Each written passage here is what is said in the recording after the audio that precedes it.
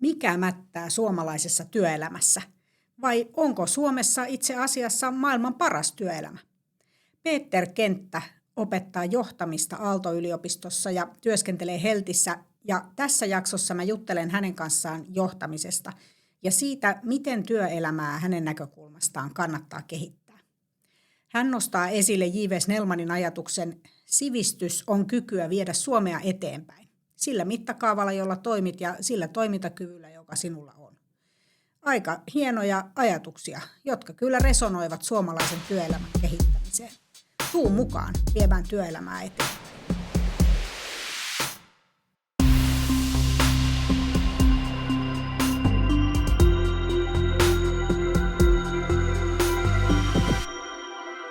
Tervetuloa meidän Työelämä-manifesti-podcastin toiseen jaksoon. Viime jaksossa vaan vähän nyt käytiin läpi tätä manifestia, mutta nythän täällä on oikea vieras. Nimittäin Peter Kenttä. Täällä lukee manifestissa, että tutkijatohtori Aalto-yliopistossa ja Heltissä. Kerrotko vähän tarkemmin, kuka sä oot? Joo, mielelläni. Niin mä voisin ehkä sanoa, että mulla on tavallaan 3 semmoista aihealuetta, jotka on lähellä mun niin kuin tavallaan osaamista ja mitä mä mielellään vien eteenpäin tässä maailmassa, niin 1 on hyvinvointi, toinen on johtaminen ja 3 on organisaation kehittäminen. Mä tein mun oman väitöskirjan organisaation hyvinvoinnista Aalto-yliopistolla ja olen opettanut siellä myös johtamista ja organisaation kehittämistä vähän päälle viimeiset 10 vuotta. Ja sitten mä myöskin olen konsultoinut yrityksissä ja erilaisissa kolmannen sektorin organisaatioissa myöskin organisaation kehittämistä ja johtamisen kehittämistä. Ja näitä 3 mä yritän viedä tässä maailmassa eteenpäin. Ne on vähän niin kuin naimisissa toistensa kanssa, että kysymys on vähän niin kuin samasta asiasta koko ajan. Kyllä mun mielestä on. Ja tämä on semmoinen niin kuin varsinkin suomalaisesta näkökulmasta, tämä niin kuin intuitiivisesti pitää ihmiselle paikkaansa. Mutta heti kun sä menet Suomen melkein ulkopuolelle, niin yhtäkkiä se on silleen, niin kuin, että mitä niin kuin hyvinvoinnilla johtamisella on toistensa kanssa tekemistä. Että se tuntuu, että menestys esimerkiksi niin kuin on paljon lähempänä sitten tämmöisessä niin kuin kansainvälisessä kirjallisuudessa. Sitten niin kuin rahallinen menestys ja yrityksen menestys ja nämä niin kuin tuntuu intuitiivisemmalta kuin sitten se niin kuin ihmisen hyvinvointi. Ja sitten jos puhutaan, että eikö muka hyvinvointi ole sama asia kuin, että yrityksellä menee taloudellisesti hyvin. Ja sitten se on silleen, että no itse asiassa kyllä tässä on aika monta vuosikymmentä puhuttu siitä, että se raha ja ihmisten hyvinvointi ei ole niin kuin yksi yhteen sama asia. Juuri näin. Mä itse uskon sellaiseen niin kuin optimaaliseen pisteeseen, missä ihmiset voi hyvin ja juuri sen takia se organisaatio toimii hyvin, työ on sujuvaa ja silloin se työ on myös tuottavaa. Joo, mun mielestä kun mä oon joskus miettinyt sitä, niin että miten mä niin kuin, kerron sen ihmiselle tosi niin kuin nopeasti, että mistä niin kuin hyvinvoinnissa on kysymys organisaatioissa. Mä yleensä sanon sen tällä tavalla, että kun ihmiset tekee omasta mielestään fiksuja asioita fiksulla tavalla, niin ihmiset voi hyvin. Ja valitettavasti usein se ei vaan pidä kauhean paljon paikkaansa, että heidän mielestään tehtäisiin fiksuja asioita fiksulla tavalla. Joo, ja sitten herää kysymys, että voiko sanoa, että jos mä ajattelen, että miksi ihmeessä tätä tehdään tälleen, että on tää nyt tyhmää, mutta voinko mä sanoa sen mun pomolle? Voinko mä mennä niin kuin nostaa sen asian esille ja paljastamaan, että no tällaista tuolla kahvihuoneessa nyt aika pitkään on puhuttu, että tämä ei ole kauhean järkevää. Että siinä on kyllä kysymys luottamuksesta ja johtamisesta. Joo, kyllä ja toivon mukaan voi, koska siis tosi usein se itse asiassa on sillä lailla, että asioita tehdään monesti vaan niin kuin historian vanhalla painolastilla tai sitten, että unohdetaan ne perustelut jollekin jutulle ja maailma muuttuu, tulee uusia asioita kuvioihin, joskus pitää kyseenalaistaa asioita ja mitä on tehty ja millä tavalla on tehty ja sitten niin kuin, jos sitä ei niin kuin, pystytä niin kuin, saada semmoisen rutiiniksi, että hei, onko tämä nyt järkevä tapa tehdä, niin yhtäkkiä me huomataan, että me itse asiassa ei tehdä enää välttämättä kauhean fiksuja asioita kauhean fiksulla tavalla. Maailma on muuttunut ympärillä ja edelleen jatketaan sitä monta kymmentä vuotta vanhaa juttua siellä. Kyllä, joo ja siis mä niin kuin kuulen tämmöisiä niin kuin kauhuesimerkkejä joiltakin yliopistoista tämmöiset opiskelijoita, jotka on ollut kesäduunissa ja muualla, niin siellä on ollut ihan siis näitä klassikkoesimerkkejä, niitä on niin kuin laitettu tekemään jotakin raportointia ja sitten ne on niin kuin oikeasti kysynyt, että no kuka niin kuin lukee näitä, mihin näitä käytetään. Ja sitten ne on niin kuin selvittänyt sitä niin, ja on tullut selväksi, että kukaan ei käytä niitä ja niitä ei käytä mihinkään. Aivan mahtavaa. Ja siis ajatellaan, että sitten siellä niin kuin palkataan tollaisia tekemään ja sitten Ja sitten kuinka niin kuin se merkityksellisyyden kokemusta, miten se viedään henkilöltä pois sillä niin, että sillä ei oikeasti ole mitään arvoa sillä koko duunilla. Ja maailman tuottamattominta duunia raportoida jotain sellaisia tietoja, joita kukaan ei käytä mihinkään. Joo. Täytyy kyllä myöntää, että vaikka on näitä vuosikymmeniä jatkuneita turhia raportointeja, niin sittenhän meillä on myös tämmöistä uutta turhaa raportointia. Eli nyt puhutaan tosi paljon tämmöisestä tiedolla johtamisesta ja jokaisesta asiasta haluttaisiin kerätä dataa ja tosi moni HR:ssä tai yritysten johdossa työskentelevä ajattelee, että no niin, että nytpä ruvetaankin tämmöistä dataa keräämään. Niin siinä vaiheessa mä kyllä haluan kysyä, että joo, mutta aiotteko käyttää ja mihin te aiotte käyttää ja millä tavalla ja mitä se datan kerääminen maksaa. Mitä se maksaa siis ihmisten työaikana, mutta mitä se maksaa myös sitten siinä mielessä, että ihmiset pannaan tekemään semmoista työtä, joka ei ole sitä heidän ydintyötänsä. Heidän ydintyötä olisi joku muu, mutta sitten heidät pannaankin tekemään sitä raportointityötä. Kyllä.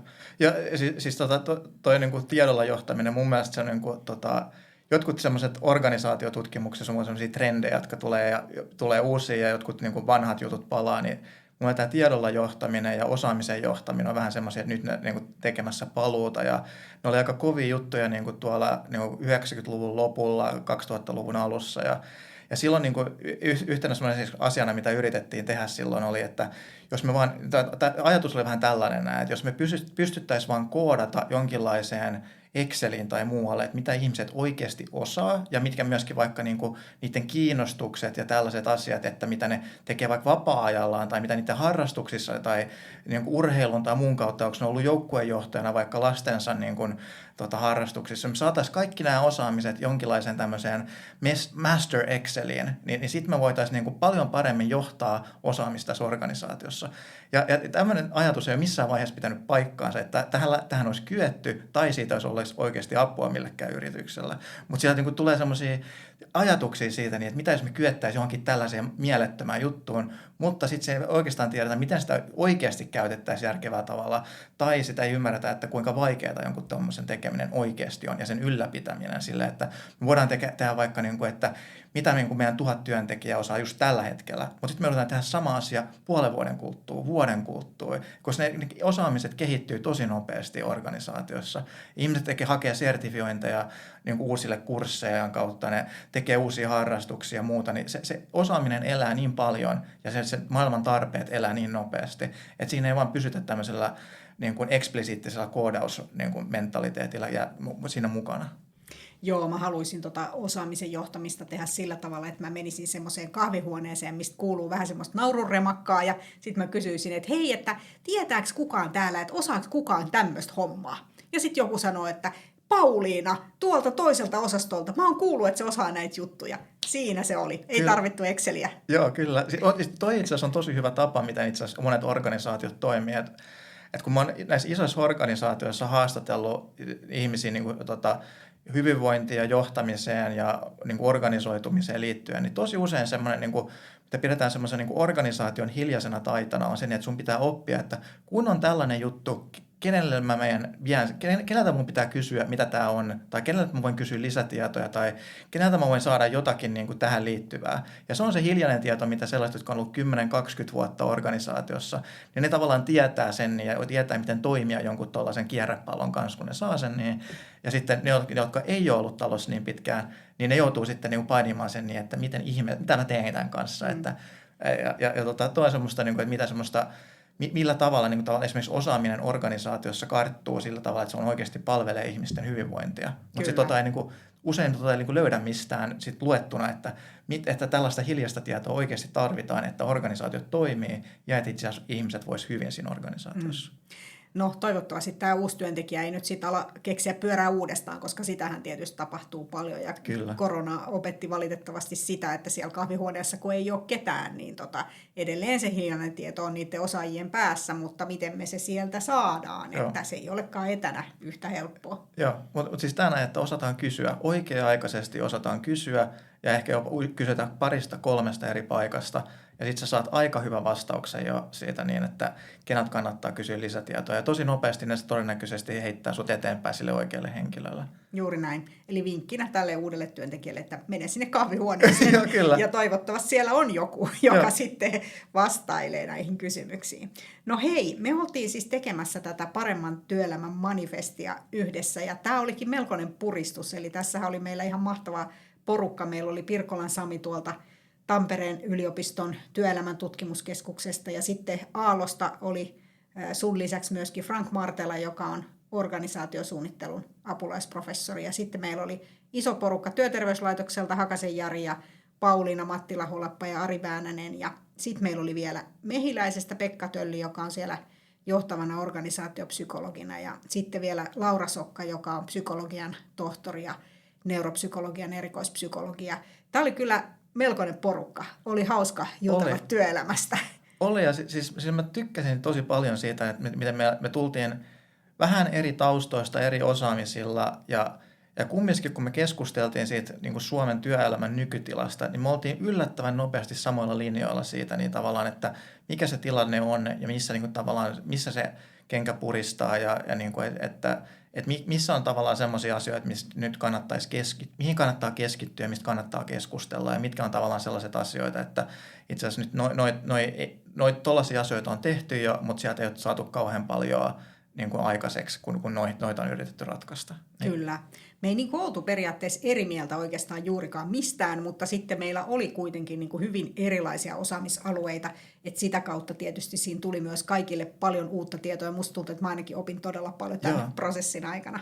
Se oli mun mielestä, siis tavallaan kun jos mietitään sitä, niin että mitä niin kuin esimerkiksi vaikka tiede parhaimmillaan on, niin se mun mielestä niin noi keskustelut, mitä meillä oli, niin ne oli tavallaan melkein sitä, niin kuin mitä tiede parhaimmillaan voisi olla, sitä, että sulla on ihmiset oikeasti osaa tosi paljon, ja sitten ne niin kuin tulee jonkun haasteen äärelle, mitä kukaan ei voi sanoa, että heillä olisi oikea vastaus siihen haasteeseen, vaan kaikki joutuu tavallaan jollakin lailla kontribuoimaan siihen. Et mulle tulee esimerkiksi tämä mieleen, että oliko se vähän päälle 40 kaivostyöläistä niin jäi jumiin sinne Chilessä siihen kaivokseen, ja oli niin kuin 1,5 kilometriä maan alla, ja ei ollut niin kuin mitään järkevää ja suoraan niin kuin, käsillä olevaa tapaa, että millä me saataisiin niin kuin ne kaivostyöntekijät pois sieltä. Niin se vaatii tosi paljon niin kuin mietintämyssyä, monitieteellistä semmoista yhteistyötä, ja siellä keksittiin aika paljon erilaisia niin kuin ratkaisuja. Ekaksi, miten saada ruokaa sinne, niin, ja miten saada niin kuin edes viesti niin kuin kulkemaan, ja sitten niin kuin lopulta myöskin, että miten ne saatiin pois sieltä. Mutta että tommoinen, niin kuin, että mun mielestä toi on sitä melkein niin kuin tiedettä parhaimmillaan. Kyllä, monitieteistä yhteistyötä ja yhteisiä tavoitteita. Ja meillähän ei ollut tavallaan tavoitteena mikään semmoinen niin kuin resepti, että näin tehkää. Kyllä. Että tässä ei ole ketään sellaista, jota me niin kuin velvoitettaisiin, että teidän pitää nyt tehdä näin, vaan tämä on enemmän tämmöistä niin kuin laajempaa pohdiskelua ja ei ole resepti, vaan niin kuin ajattelun pohja. Ensimmäinen kohta meillä on, tehdään yhdessä maailman hyvinvoivin työelämä, ja tässähän me tietysti puhuttiin paljon siitä, kuinka Suomi aina uudestaan ja uudestaan on täällä World Happiness Reportissa niin kuin maailman onnellisin kansa, ja me sitten täällä aina ihmetellään, että miten tämä nyt on niin kuin mahdollista, niin heitettiin jopa tämmöistä kysymystä, että mistä me tiedetään, vaikka Suomen työelämä tälläkin hetkellä olisi maailman paras. Ei. Että jos se ei ole Suomen työelämä, niin mikä se sitten on? Joo, tämä on niin kuin hyvä kysymys. Mä veikkaisin, että jos tehtäisiin arvaus, että onko Suomen työelämä maailman paras, niin se arvaus ei ole kauhean pielessä, että se olisi Suomessa. Jos se ei ole Suomessa, silloin se on todennäköisesti Pohjoismaissa tai Hollannissa. Nämä olisi niin kuin todennäköisimmät maat, mistä niin kuin tulisi se, että kyllä pärjätään hyvin. Mutta mun mielestä niin kuin tähän työelämän, niin kuin, meillä oli yhtenä kohtana siellä oli tällainen, että niin kuin, jos me saataisiin niin jonkinlaiset yhtenäiset kriteerit sille, niin että miten sitä työelämän hyvinvointia seurataan, niin ehkä me voitaisiin niin kuin itse asiassa päästä jonkinlaiseen hyvään käsitykseen siitä, niin että miten meillä menee.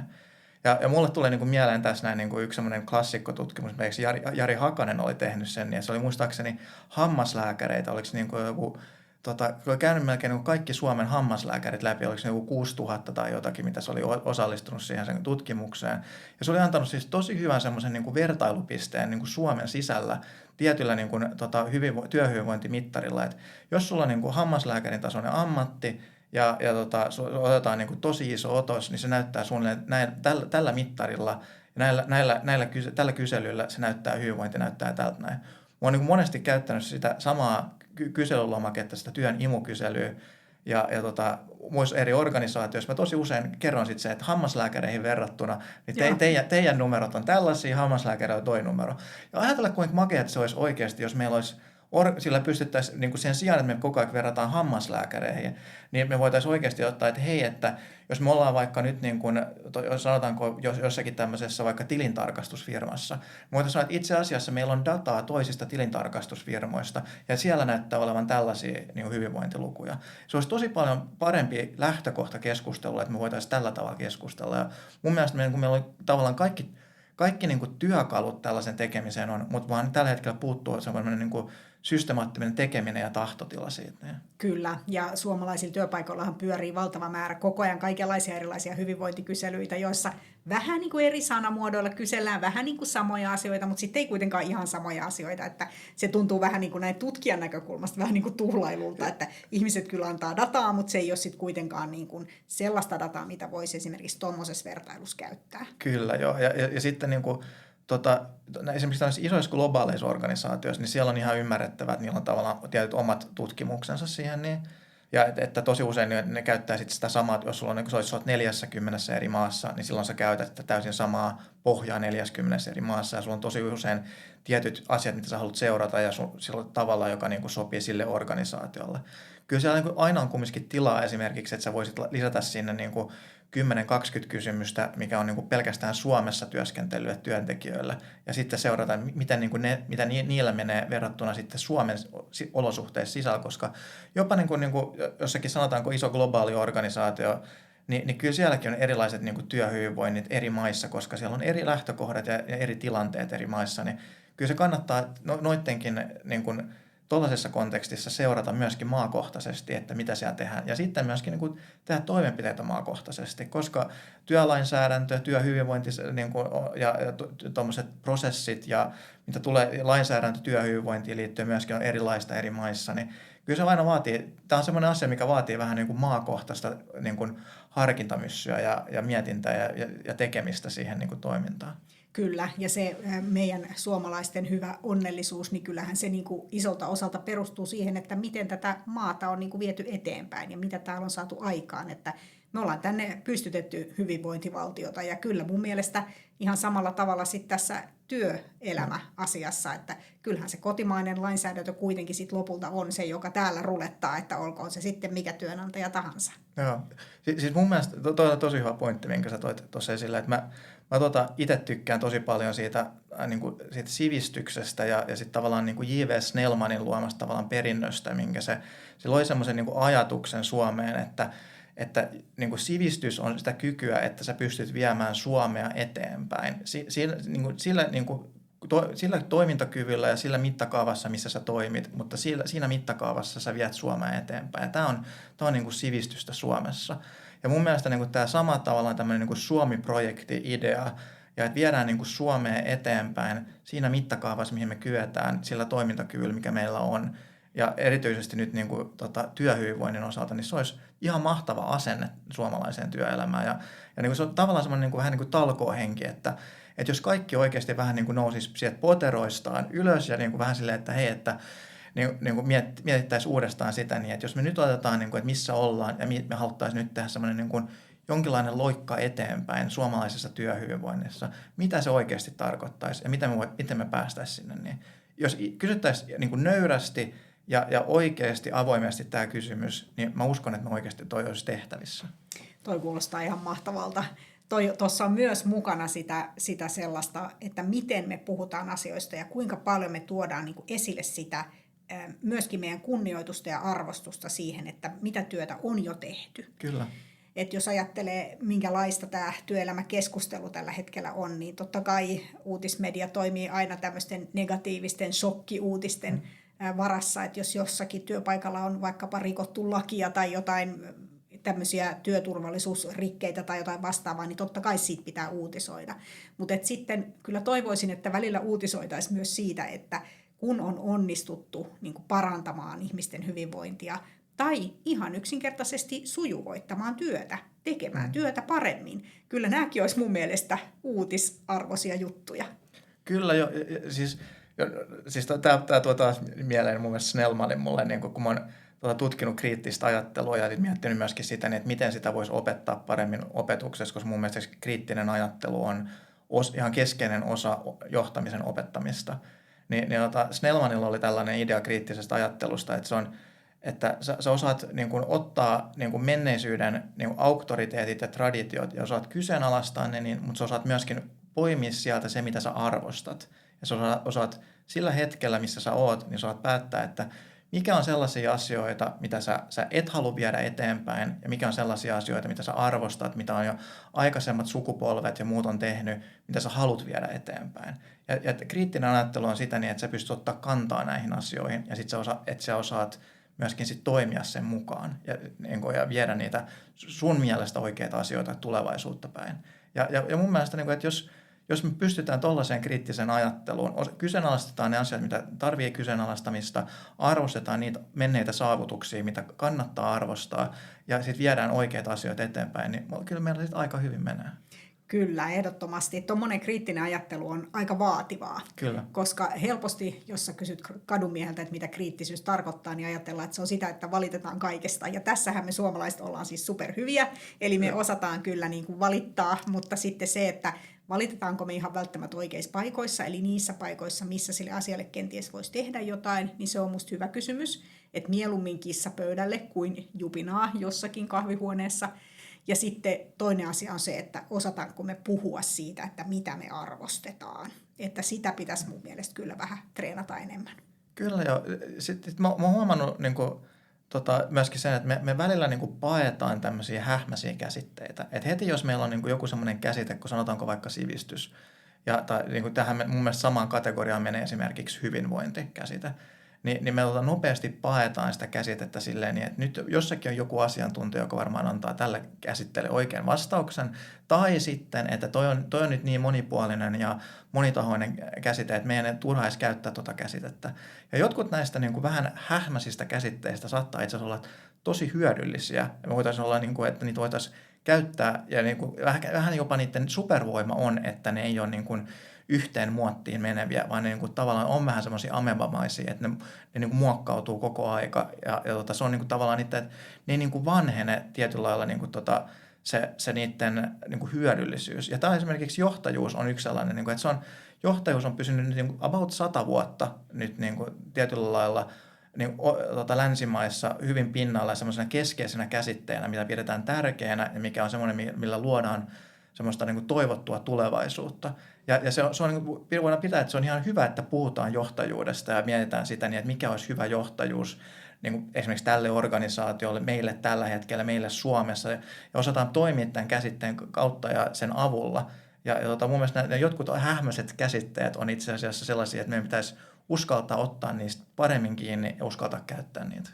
Joo, johtajuus on vaikea määritellä. Kyllä. Ja toinen vaikea määriteltävä on terveys. Eli ensimmäisenä voisi ajatella, että sehän on ihan selvä määritelmä, että ei ole sairas, niin silloin on terve. Mutta kun rupeaa vähän tarkemmin miettimään, niin kun se sisältää sekä fyysisen että henkisen terveyden, ja jos ajatellaan työn kontekstissa sitä, työn soisi parantavan ihmisen terveyttä eikä huonontavan sitä, on ehkä helppo ajatella tämmöisiä vanhoja juttuja, niin kuin vaikka joku asbestille altistuminen. Tänä päivänä osataan suojautua, mutta silloin kun asbesti oli uutta, niin ei osattu. Eli selvästi totta kai tämmöiset niin kuin työterveyden asiat me osataan tunnistaa, että työ ei voi tällaista vaaraa ihmiselle aiheuttaa. Mutta sitten kun me mennään sinne mielen hyvinvoinnin alueelle, niin sitten ollaankin jo aikamoisessa suossa, että hetkinen, että meillä on työntekijä, jolla on ruuhkavuodet käynnissä ja kaikenlaista tapahtuu elämässä, tai meillä on työntekijä, jolla on tapahtunut joku hirveä juttu yksityiselämässä.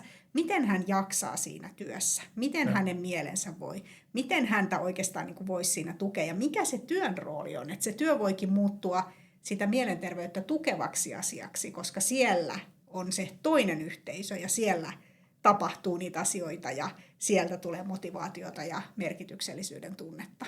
Kyllä jo, siis tämä on mun mielestä tosi kiinnostava niin kuin aihealue itse asiassa tänään, että miten niin kuin työhyvinvointi ja niin kuin tämä hyvinvoinnin sana, työterveys on niin kuin kehittynyt. Ja silloin kun me niin kuin alussa, kun oli, niin kuin, että puhuttiin pelkästään fyysisestä terveydestä, niin silloin me pystyttiin niin kuin lääketiede ja sitten myöskin niin kuin työolosuhteet, työlainsäädäntö pystyi mennä niin kuin tosi hyvin käsi kädessä siitä, että miten niitä luotiin sellaisia olosuhteita, että sitä terveyttä, fyysistä terveyttä pystyttiin lähteä parantamaan.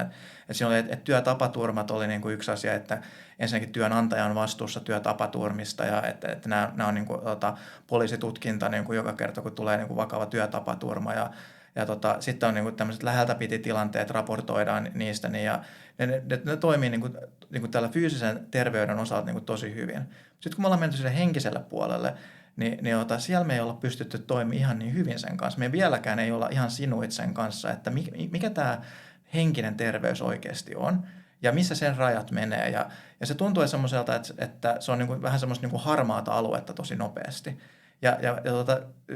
Meillä on niin kuin terveys on melkein vähän silleen, että me halutaan nähdä semmoisen binäärisesti, että joko sä oot terve tai sit sä et ole terve. Että silloin sä oot sairas, jos et ole terve. Ja tämä ei toimi niin kuin henkisen puolella niin kuin kauhean hyvin, tämä niin kuin binäärinen ajattelu, että joko sä oot tai joko sä et ole. Vaan että siinä on, niin kuin, se on paljon enemmän jatkumoa. Ja sitten kun me ollaan niin kuin jossakin siellä, että sä et ole niin kuin nyt ihan parhaassa kondiksessa, mutta sä et ole niin kuin ihan nyt sairaskaan, vaan sä oot siellä vähän niin kuin harmaalla ehkä-alueella, sanotaanko näin. Niin siellä me ollaan yllättävän huonoja toimimaan tällä hetkellä. Ja meillä on esihenkilöt ja johtajat voi olla silleen, että itse asiassa toi kuulostaa siltä niin, että toi on nyt niin kuin työterveyden asia. Ja sitten niin kuin työterveys on se niin, että itse asiassa sä et osu nyt meidän diagnoosissa nyt silleen, että sulla olisi ahdistusta tai että sulla olisit niin kuin nyt burnoutin partaalla, vaan itse asiassa toi kuulostaa nyt ihan normaalta työstressiltä. Ja sitten menee pari viikkoa, kuukausi lisää, niin yhtäkkiä ollaan burnoutissa, koska me ei osattu puuttua siinä harmaalla alueella. Niin kuin tämä toimintatavat ja vastuut ja ajatukset siitä niin, että miten ihmisiä, jotka on harmaalla alueella, niin miten niiden kanssa toimitaan, niin tämä on yksi semmoisia niin kuin asioita, mitä meidän pitäisi tosi paljon parantaa Suomessa. Tähän väliin meille tulee vähän piikkilankaa, nimittäin Don Huonot. He laulaa näin: joo, mulla on kai sua tosi ikävä, enkä jaksa enää oottaa ja sitä peitellä. Ei sun tarvii jättää hyvästä ja sen itse teen hiljalleen. Joo, mulla on kai sua liian ikävä, enkä jaksa enää miettiä ja etsiä syitä siihen, miksi enää harvoin tahdot mua nähdä. Ja hiljalleen piikkilankaa punoo sydämeni. Mitäs tää biisi merkitsee sulle? Tämä oli ensimmäinen biisi, missä mä muistan, että mä itkin, kun mä kuulin tän näin. Se ei todennäköisesti ollut ensimmäinen kerta, kun mä kuulin tän näin, vaan se oli jossakin vaiheessa, sit se yhtäkkiä kolahti. Ja sitten mä muistan itkeneeni silloin, ja se oli siis kaikista musiikista se oli ensimmäinen kerta, kun mä muistan itkeneeni johonkin musiikkiin. Se jollakin sillä hetkellä mä muistan, että se niin kuin avasi tai kolahti johonkin tosi syvälle niin kuin inhimilliseen tunteeseen. Ja mulle toi kappale on semmoinen niin kuin romanttinen kappale, että se tavallaan puhuu niin kuin sitä ihmisen niin kuin kaipuusta rakkauteen, puhuu sitä niin kuin, mitä ihmisten välisyys voi olla parhaimmillaan ja kuinka kipeätä se voi olla silloin, kun sä et olekaan siellä, niin vaan se itse asiassa joku ihmissuhde on itse asiassa katoamassa sulta tai se ihmissuhde huononee ja se sisäinen maailma, se tunnemaailma ja ajatusmaailma, niin se mun mielestä avaa sitä niin, että kuinka laaja ja kuinka tärkeä se itse asiassa meille on. Ja mä yritän niin kuin tieteentekijänä, niin yksi sellainen asia, mitä mä yritän aina muistaa, että ihmisen elämä ja se missä me eletään ja missä me toimitaan, on aina paljon laajempi kuin mitä me saadaan tieteessä kirjoitettua paperille ja tutkittua. Ja kun me joudutaan tiivistämään ja kiteyttämään niin paljon, niin se tuntuu, että se kaikkeus, mitä me ollaan ihmisinä, ei vaan mahdu sinne paperille koskaan. Ja me saadaan vaan siitä niin kuin pieni, hyvin ohut pintakerros. Ja tällainen musiikki mulle on silleen niin muistutus siitä niin, että me ollaan enemmän. Näin se on. mä ajattelen, että tiede ja taide, musiikki tietysti yhtenä taidemuotona siellä mukana, niin ne on ne tavat, joilla me ihmiset pystytään niin kuin etsimään vastauksia vaikeisiin kysymyksiin. Kyllä. Helppoihin kysymyksiin voi yrittää etsiä vastauksia järjellä, mutta sitten kun meillä on vaikeita kysymyksiä, niin sitten me tarvitaan tieteellistä menetelmää ja taiteilijoita. Kyllä. Tuosta tuli mieleen, että näin, Alain de Botton, joka tämmöinen, mä en tiedä kutsuisiko hän itseään filosofiksi, mutta mä kutsun häntä filosofiksi.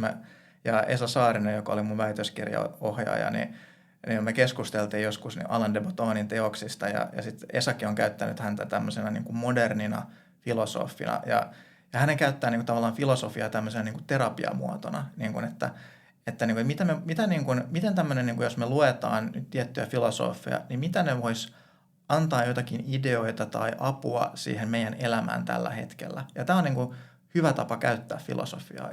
Ja se Alain de Botton käyttää samaa juttua myös musiikkiin ja taiteeseen itse asiassa, että mitä me voitaisiin käyttää musiikkia tai voitaisiin käyttää taidetta terapiana.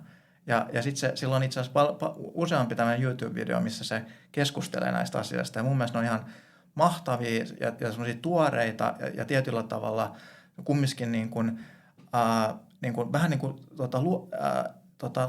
niin kuin tanssiin mukaan kutsuvia tavallaan silleen, niin kuin, että monelle voi esimerkiksi filosofia tuntua luontoon työntävältä, niin se on enemmänkin silleen, että hei, tuu mukaan vähän, katsotaan, että voisiko tästä olla jotakin apua. Kuulostaa ihan mahtavalta. Tämä on ilmeisesti siis kutsu myöskin näiden videoiden äärelle. Kyllä. Joo, mahtavaa. Voin suositella.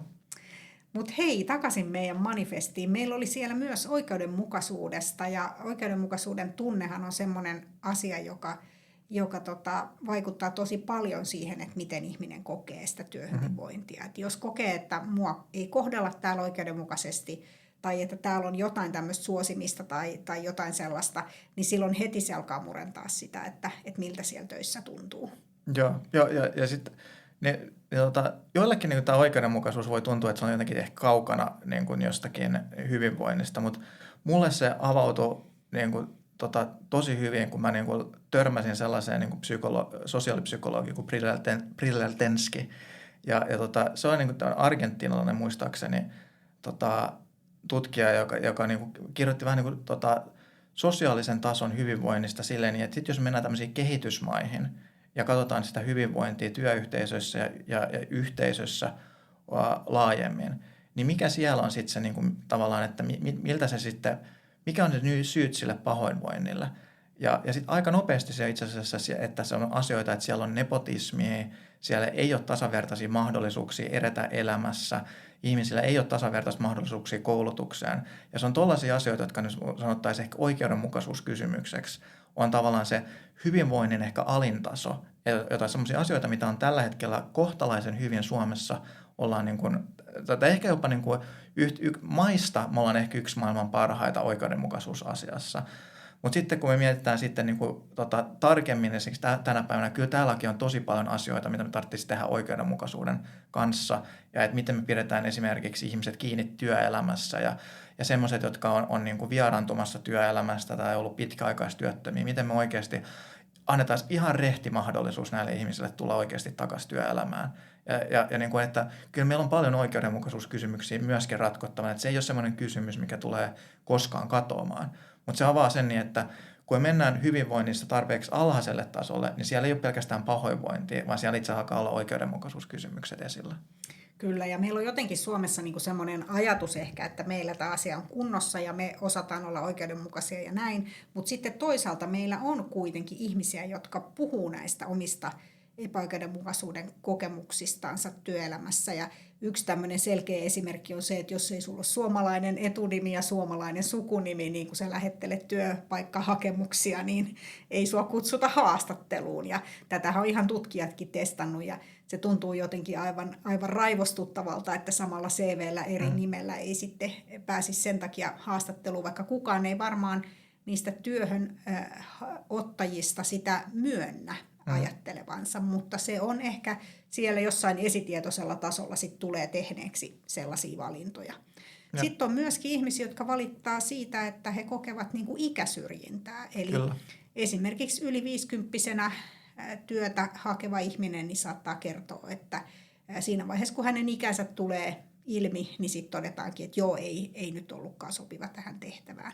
Eli siinäkin voi olla just kyse siitä, että me ei ehkä tietoisella tasolla ajatella, että hän on liian vanha. Eihän hän tietenkään ole liian vanha, hänellä on vielä vuosia työelämässä jäljellä, mutta sitten kuitenkaan juuri häntä ei valita siihen tehtävään. Kyllä, joo. Ja siis ja sitten se jännä puoli tässä ikäsyrjinnässä on, että se niin, että tämä on niin kuin, enemmän suomalainen ilmiö kuin esimerkiksi ruotsalainen ilmiö. Että tämä on niin kuin semmoinen, että ei voisi millään tavalla sanoa, että etteikö me voitaisiin tehdä tälle jotakin. Niin kuin, että mietitään, että heti kun mennään rajan yli, niin yhtäkkiä siellä ei ole tätä ongelmaa. Että tämä on kyllä ihan nyt meidän niin kuin omissa niin kuin käsissä ja korvien välissä nyt tämä ikäsyrjintäongelma. Ja myöskin tämä mitä tulee, niin kuin tähän, niin kuin, että onko ulkomaalaistaustainen esimerkiksi, niin mä oon itse huomannut sen niin, että jos niin kuin, että mä oon nyt niin kuin vähän päälle 40-vuotias, niin 20 vuotta sitten, niin jos tuli niin kuin, ulkomaalaisella nimellä, sanotaanko niin kuin, nyt niin kuin joku tyypillinen kuin esimerkiksi Muhammed, niin, ja maailmassa se on aika hyvin tyypillinen nimi, niin jos Muhammed tuli vastaan, tai sanotaanko, että taksikuski tulee, niin kuin henkilön nimi on Muhammed, niin 20 vuotta sitten olisi voinut olla ihan rehtiä tehdä oletus, että tämä henkilö puhuu parhaimmillaan englantia. Tänä päivänä se on ihan mahdollista ja jopa todennäköistä, että tämä henkilö puhuu suomea. Ja tässä on niin kuin aika iso muutos tapahtunut 20 vuodessa Suomessa ja myöskin siitä, niin, että minkälaisia oletuksia ja kuinka paikkaansa pitäviä ne on niin ulkomaalaistaustaisista henkilöistä. Ja musta tuntuu, että tänä päivänä esimerkiksi, jos mä kohtaan jonkun henkilön, jolla tulee niin kuin selkeästi ulkomaalaistaustainen nimi, niin mä aloitan aina suomella. Koska mä en oikeasti ole ollenkaan varma siitä, niin että englanti on nyt se oikea kieli, millä lähtee liikenteeseen. Joo, mä oon kanssa oppinut tämän kantapään kautta, kun meillä on paljon opiskelijoita ja sitten mä menen joskus ruokalassa juttelemaan sitten jonkun kanssa, niin teinpähän monta kertaa sen virheen, että menin ihan suomea äidinkielenään puhuvalle henkilölle aloittamaan keskustelua englannin kielellä, koska hän ei ollut samanvärinen kuin minä. Sitten nolona huomasin, että just näin, että tässä on suomalaisen peruskoulun käynyt ihminen, josta tulee nyt sitten suomalaisen peruskouluun opettaja, että mitäs minä hänelle tässä englantia puhun. Ja kyllä. Hänen mielestään varmaan olin todella rasittava tyyppi, yksi niistä varmaankin tuhansista ihmisistä, joka on aloittanut keskustelua hänen kanssaan englannin kielellä, että saattoi hieman tympäistä, mutta nyt en enää tee näin, vaan on oppinut kyllä aloittamaan suomella. Ja jatkankin suomella, jos vaikka olisi vähän heikompaakin suomen kielen taitoa, niin mielellään sitä voidaan niin kuin treenailla. Kyllä. Joo, mutta ei ole helppoa tämmöinen oikeudenmukaisuus. Ja sitten kun ollaan siellä työyhteisössä, niin siellähän sitten helposti semmoinen joku vähemmistöstatus tai joku sellainen, jolla erottuu siitä muusta työntekijäjoukosta, niin saattaa olla, että siitä ei vitsi siellä ruveta juttelemaan, jos ei se ole ulospäin näkyvää. Eli tämmöinenkin, että ei luota siihen, että mut hyväksytään tämmöisenä kuin mä oon, niin jos sit sitä joutuu hirveästi peittelemään, se on todella raskasta. Joo, ja siis itse asiassa tänään taisin viimeksi lukea lehdissä, missä sitten oli oliko se Iltalehti tai jossakin, missä oli, että nyt niin kuin näkemykset seksuaalivähemmistöistä on niin kuin, nyt niistä on tullut kielteisimmiksi ihan viimeisimmän 5 vuoden aikana. Ja tämä on sellaisia asioita, mitä niin kuin, olisin toivonut, että niin kuin jotenkin me tullaan avoimielisemmiksi ja kun koulutustaso paranee ja muuta, niin me ollaan avoimempia muille ihmisille, muille taustoille, muille elämäntavoille. Ja sitten kun me yhtäkkiä niin kuin nähdään tälle, että ei tämä ole mitenkään itsestäänselvää, että tällaiset liberaalit arvot jollakin itsestään menisi eteenpäin tai että niin kuin se on vähän niin kuin hätkähdyttävää. Ja mä ymmärrän myöskin tosi hyvin sellaiset, jotka on kokenut varmaan niin kuin erilaisia ihmisiä, omia henkilökohtaisia kokemuksia ja muita, mitä on niin kuin käynyt elämässä, mitkä on tehnyt silleen, että tuntuu siltä niin, että kyllä noi ihmiset on tollaisia. Ja tämähän on hyvin tunnettu psykologinen ilmiö, että niin kuin tavallaan me ja noi. Ja sitten tämäkin on yksi sellainen ilmiö organisaatiossa, joka tunnetaan niin kuin vaikka riippumatta mikä ihoväri tai seksuaalisuus tai muu vähemmistöön kuuluu. Ja se on myöskin mun mielestä sitä niin kuin koulutusta ja ammattitaitoa tänä päivänä, että me osataan myöskin kyseenalaistaa meidän omat me ja noi ajattelut. Ja ne ei aina ole, ja itse asiassa yllättävän usein ne on itse asiassa enemmän tiellä kuin hyödyksi. Kyllä, juuri näin. Ja työelämässä sun läheisin työkaveri, jos hän nyt sitten kuuluu johonkin vähemmistöön, tai sä itse kuulut johonkin vähemmistöön, tai te kuulutte eri vähemmistöihin, te olette erilaisia, niin sehän on sen tiimin vahvuus. Eli silloinhan siinä tiimissä on enemmän osaamista, enemmän kokemuksia, enemmän erilaista tietoa ja taitoa, kuin että jos te molemmat toisitte samanlaisia. Kyllä, ja siis mä tiedän sen verran vähemmistöistä myöskin, että vaikka mä oon itse suomenkielisellä taustalta, niin mä synnyin Ruotsissa ja sitten kun meidän perhe muutti takaisin Suomeen, missä mun äiti oli hetkellisesti tehnyt töitä Ruotsissa ja sitten vanhemmat sisarukset oli laitettu ruotsinkielisiin kouluihin, niin kun muutettiin takaisin Suomeen, niin sitten me vanhemmat sisarukset halusivat jatkaa ruotsinkielisessä koulussa ja me sitten käytännöllisistä syistä kaikki sisarukset sitten meni tähän samaan ruotsinkieliseen kouluun, niin mä oon käynyt ruotsinkielisiä kouluja ala-aste, yläaste, lukion. Ja mulle tämä niinku ruotsinkielinen vähemmistöidentiteetti oli jotenkin tosi vieras aluksi ja mä en ymmärtänyt sitä kauhean, että miksi tästä puhutaan ja mikä tämä juttu on. Ja sit mä oon mulla meni vähän aikaa siihen, että mä ymmärsin, että itse asiassa nämä ihmiset käyttää tätä vähemmistöä vahvuutena, että tämä on semmoinen, mikä tuo meitä yhteen.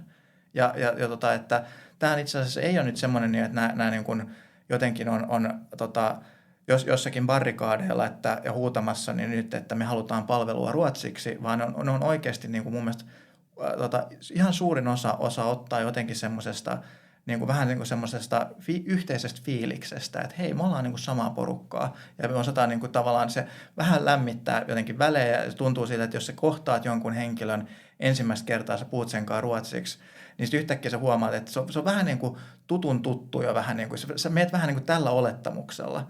Ja sitten heti kun sulla on tutun tuttu oletus, niin sitten sä oot aika ystävällinen ja silleen aika semmoinen avoin ja mielellään tarjoat itsestäsi tälle henkilölle.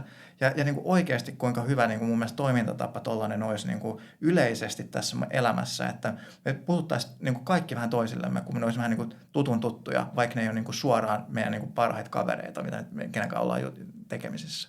Ihanalta kuulostaa toi tollainen vähemmistöstatus ja kyllähän me voidaan ajatella, että me kaikki suomalaiset ollaan aika pientä vähemmistöä täällä maailmalla edustavia, kun me ollaan suomalaisia. Että heti kun lähtee Suomen rajojen ulkopuolelle, niin mä tavoitan heti ton fiiliksen siitä, että kun siellä tapaa toisen suomalaisen, niin melkeinhän me jo tunnetaan toisemme, kun me ollaan vähän sieltä samalta suunnalta. Kyllä joo. Ja kun mä asuin Singaporessa melkein 5 vuotta, niin siellä oli tosi tiivis ja tämmöinen paljon yhteyttä pitävä Suomi-yhteisö siellä. Niin kyllä siinä se oli tosi jännää vaan tavata kaiken maailman ihmisiä, pelkästään siis suomalaisia sen perusteella, että hei, tullaan Suomesta. Ja sitten kun menet jonnekin Singaporeen, niin se, että kuinka paljon ihmiset tai kuinka avoimia ihmiset on toisillensa siinä, niin että kaikki on tavallaan poissa sieltä omasta niin kuin lähipiiristään ja niin kuin jossakin nyt vähän niin kuin pelottavassa maailmassa tuolla jossakin Singaporessa 9000 kilometrin päässä Helsingistä, sitten ollaan yllättävän avoimia sille niin, että hei, että kuka sä oot ja minkälainen ihminen sä oot. Ja ei pelkästään sille, että suomalaiset olisivat enää, vaan kaikki expatit oli mun mielestä Singaporessa tällaisia. Mun mielestä oli ihan mahtavaa aikaa Singaporessa se huomata, että kun ihmiset on vähän poissa omista perusverkostoistaan, mihin ne on kasvanut pienenä, niin yhtäkkiä niillä löytyy tilaa ja kiinnostusta muille ihmisille. Ne käyttäytyy ihan eri tavalla kuin jos ne olisi kiinni siinä niiden lähipiirissään, missä ne on kasvanut. Mitä nyt palannut Suomeen, niin nyt mä tiedän hyvin paljon taas, että hei, nyt tämä on tätä näin, että ei löydykään niin paljon aikaa nyt noille tutun tutuille ja muille. Ja pitää varjella sitä aikaa, kun kaikki tutut on siinä lähipiirillä ja perhe on lähipiirissä.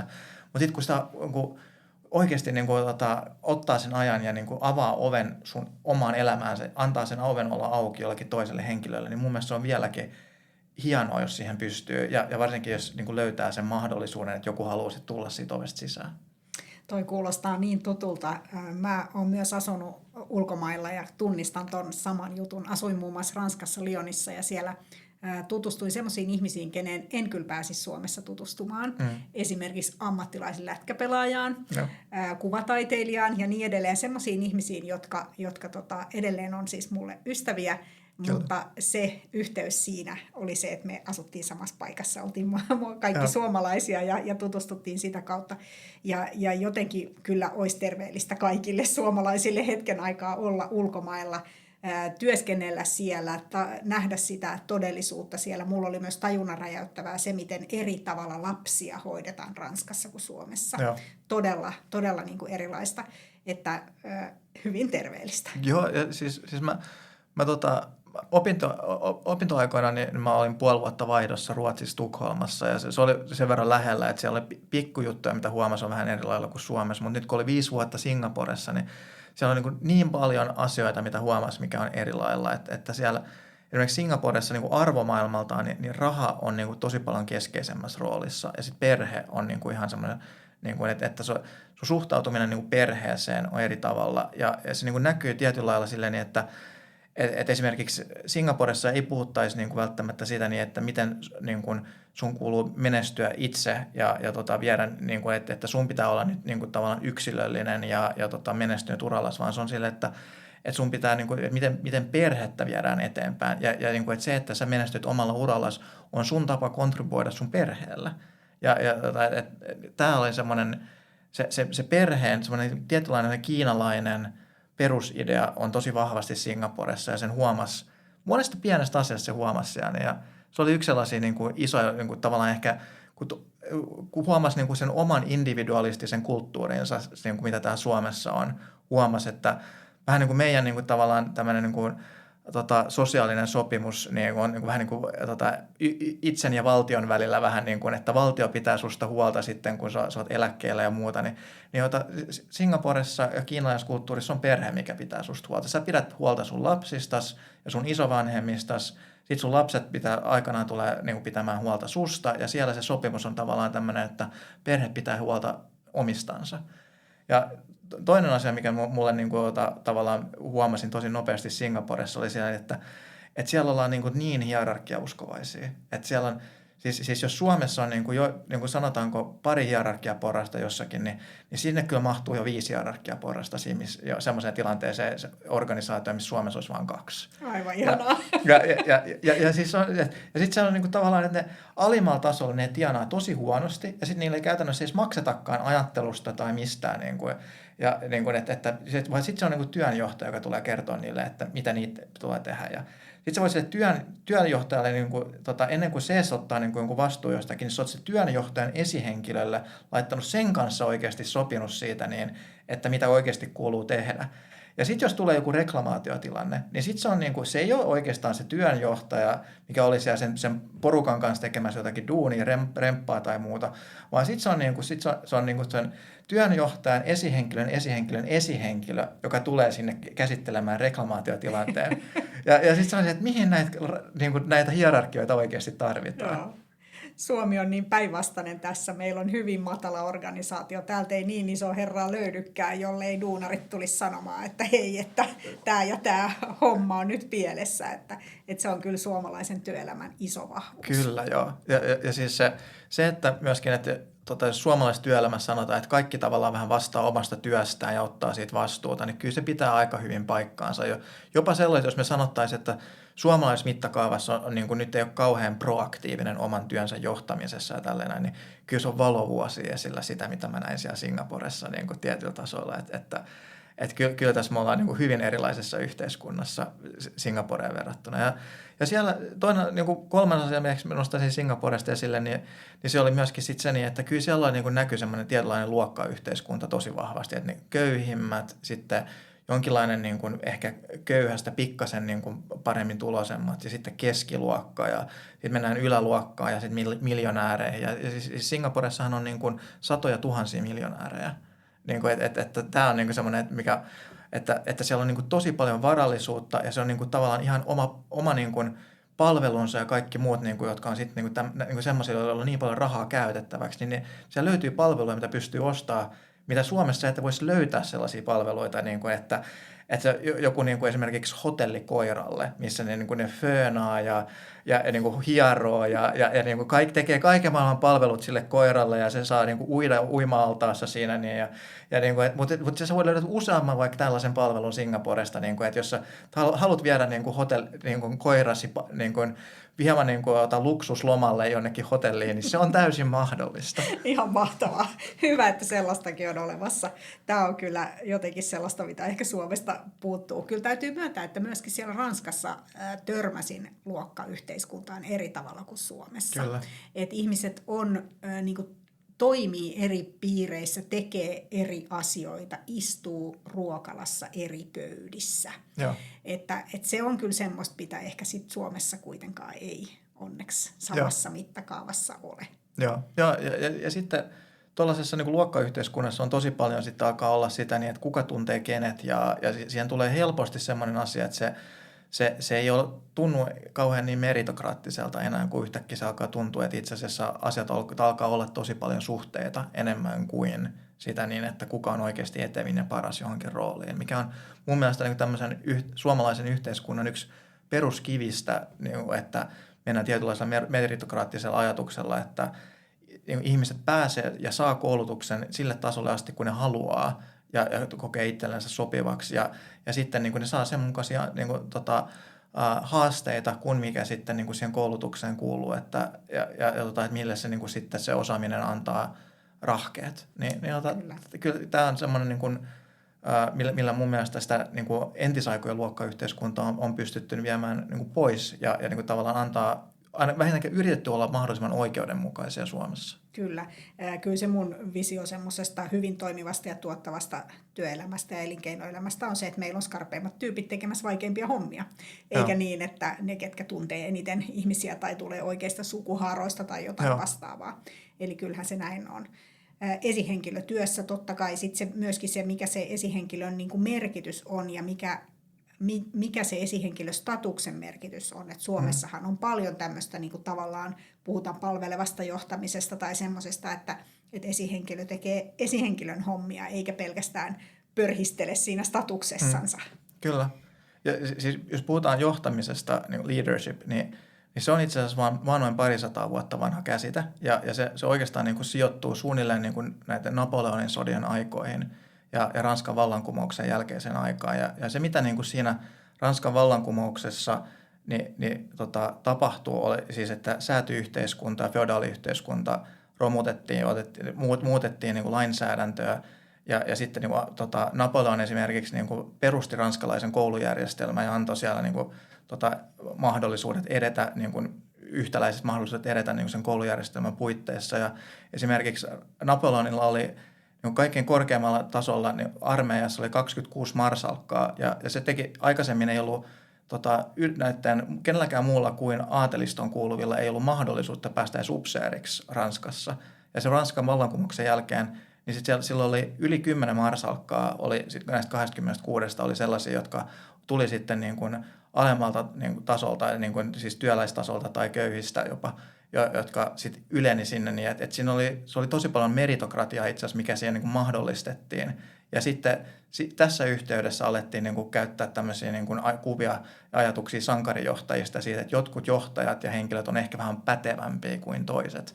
Ja sieltä itse asiassa niin kuin se leadership-sana on niin kuin lähtenyt niin kuin liikenteeseen ja mihin se niin kuin historiallisen ajanjaksoon, mistä se tulee. Kyllä. Ja tämä esihenkilön niin kuin osaaminen, totta kai siinä on asioita, joita voidaan opetella. Osa on myös vähän semmoisia myötäsyntyisiäkin, eli se, että sä oot kiinnostunut ihmisistä, sä oot kiinnostunut ihmisten hyvinvoinnista, sä oot kiinnostunut ihmisten osaamisesta, ja sitten se, että sulla on myös niin kuin semmoista loogista kykyä miettiä, että miten asiat kannattaa järjestää. Ja myös, että sä oot lähestyttävä ihminen ja sä kommunikoit sitä sun lähestyttävyyttä, että hei, että mulle voi oikeasti tulla juttelemaan ja näin edelleen. Mutta että tässä manifestissakin me puhutaan siitä, että pitäisikö nyt olla sitten joku tämmöinen peruspaketti esihenkilöille, että mikä se nyt sitten on, mitä pitää tietää, kun on esihenkilö, ja mitä voisi olla semmoisia tapoja vähän niin kuin harjoitella niitä taitoja myös. Joo. Mun mielestä niin kuin se, mitä me siinä manifestissa esitetään, niin onkin tämmöinen niin kuin esihenkilöajokortti, niin se on niin kuin hyvä idea sillä lailla, että se niin kuin laittaa vähän ehkä semmoista niin kuin painoarvoa sille, niin että esihenkilön roolissa niin sulla itse asiassa on enemmän vastuuta ja sulla on enemmän vaikutusvaltaa ihmisten hyvinvointiin ja siinä sun tiimissä sinun ympärillä kuin mitä muilla henkilöillä on. Ja se että minkälaiset sanoja sä valitset, miten sä kommunikoit, miten sä toimit vuorovaikutuksessa, nämä on sellaisia asioita, mitä siellä on pienillä asioilla alkaa yhtäkkiä olla paljon väliä siihen, miten se vaikuttaa ihmisiin, miten ne tulkitsee asioita, minkälaisessa ympäristössä ne kokee olevansa silloin, kun sä oot heidän esihenkilönä heidän ympäristössään. Ja niin, että näissä niin kuin saisi jonkinlainen, vähän niin kuin silloin näissä keskusteluissa puhuttiin vähän niin kuin tämmöinen, oliko se tuliajokortti tai tulityökortti, niin kuin, puhuttiin vastaava, niin että jos tulityökortissa pitää silloin tällöin käydä uusimassa tulityökorttia, että näyttää, että osaa käyttää näitä niin kuin työkaluja ja toimia tässä ympäristössä oikealla tavalla, niin ei ole yhtään huonompi idea, jos esihenkilöllä olisi sama asia, koska monessa organisaatiossa hoidetaan itse asiassa kohtalaisen hyvin esihenkilökoulutukset ja muut, mutta ei missään nimessä kaikissa. Mä oon ollut todella monessa organisaatiossa, missä siellä ei itse asiassa ole kauhean systemaattisia esihenkilökoulutuksia, jos ollenkaan. Ja sitten se jätetään vähän niin kuin sellaiseksi, että se on itsestään selvää, mitä se esihenkilötyö on. Ja se ei ole ollenkaan itsestään selvää. Jos olet ensimmäistä kertaa esihenkilöroolissa, niin yllättävän usein saadaan burnout siinä ensimmäisessä esihenkilöroolissa, kun huomataan, että ne ideat, mitä sulla oli esimerkiksi työntekijänä siitä, niin että minkälainen olisi hyvä esihenkilö. Ja sitten kun sä yrität oikeasti toteuttaa ja olla se ideaali sun kollegoja, jotka oli aikaisemmin sun kollegoja, ja niin ota huomaat, että yhtäkkiä se ei ole mahdollista. Että se ideaali on itse asiassa mahdoton ideaali tietyllä tasolla. Siellä löytyy ristiriitoja ja monia asioita, minkä kanssa joudut elämään, oppii elämään. Ja että sulla ei aina ole välttämättä heti antaa sitä ratkaisua. Tai sä et voi ottaa niin kuin esimerkiksi aina ongelmaa pois sun työntekijältä, vaan sun täytyy joskus antaa heidän olla siinä ongelmansa. Että sun menee aikaa löytää ne oikeat resurssit ja oikeat tavat auttaa tätä henkilöä. Ja se on oikeasti tosi vaikeaa välillä ja löytää tavat itse pystyy elämään siinä roolissa, niin jonkinlainen kouluttautuminen ja apu esihenkilöille ja systemaattisempi apu esihenkilöille tekisi aika paljon tässä yhteiskunnassa. Kyllä, ja mun mielestä myös tosiaan nostaisi sitä esihenkilön arvostusta, esihenkilötyön arvostusta, että ymmärrettäisiin, että ei kuka tahansa voi olla esihenkilö. Että todellakin se vaatii sitä, että siihen vähän panostaa ja siihen vähän myöskin niin kuin kouluttautuu. Meidän molempien opiskelijoistahan tulee sitten aika monista esihenkilöitä. Kyllä. Miten tämä oppilaitosten ja työelämän välinen yhteistyö tässä toimii teillä Aallossa? Mun mielestä se toimii hyvin, kun ainakin ne opettajat, kenen kanssa mä teen läheisesti yhteistyötä, niin me mietitään hyvin aktiivisesti sitä niin, että minkälaiseen maailmaan meidän opiskelijat tulee valmistumaan ja minkälaisia taitoja ja kyvykkyyksiä niillä pitäisi olla, kun ne valmistuu ja menee maailmalle yliopiston jälkeen. Ja tämä on sellainen kysymyksen asettelu, mikä on jatkuvasti mielessä. Ja niin kauan kuin se on tämä kysymyksen asettelu mielessä, mä luulen, että me onnistutaan tekemään tarvittavia pieniä kurssikorjauksia meidän kursseilla ja meidän opetuksessa silleen, että sieltä oikeasti opetetaan oikeita ja järkeviä asioita opiskelijoille. Tähän mennessä, niin kuin mä sanoisin, että esimerkiksi johtamisen opetuksessa, niin kriittinen ajattelu, semmoinen sekä niin kuin itseään kohtaan, myöskin niin kuin vallitsevia systeemejä kohtaan, traditioita kohtaan, auktoriteetteja kohtaan. Siellä on kyllä tosi paljon tätä näin, että semmoinen yleinen kriittisyys ne on hyvästä, mutta myöskin niin kuin mä aina sanon opiskelijoille, että kriittisyys ei ole sitä niin, että sä oot negatiivinen, vaan kriittisyys on myöskin sitä niin, että sä osaat poimia ne asiat, mitä sä arvostat. Ja osaat myöskin ilmaista, miksi sä arvostat niitä asioita. Eli kun teiltä tulee harjoittelija työpaikalle, niin se kertoo heti, että mitkä jutut siellä toimii ja antaa myönteistä palautetta. Ja sitten samalla se kysyy myös, että kuka tätä raporttia itse asiassa tarvitsee. Näin mä toivon, että se olisi. Ja mä melkein voisin luvata, että kyllä ne osaa ton tehdä. Mahtavaa. Kiitos, Peter. Kiitos, Minna.